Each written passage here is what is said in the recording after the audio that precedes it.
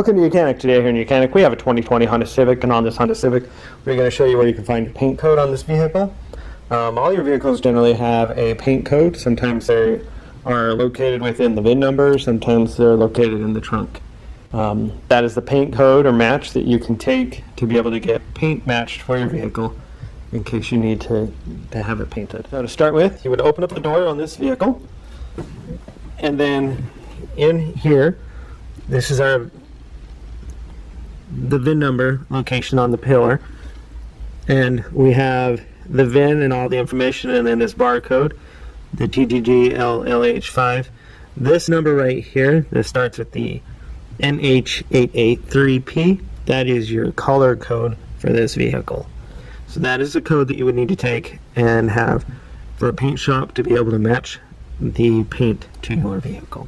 And that's where you can find your paint code, is located within the VIN number plate location on your 2020 Honda Civic. Thanks for watching YOUCANIC, where you can be the mechanic.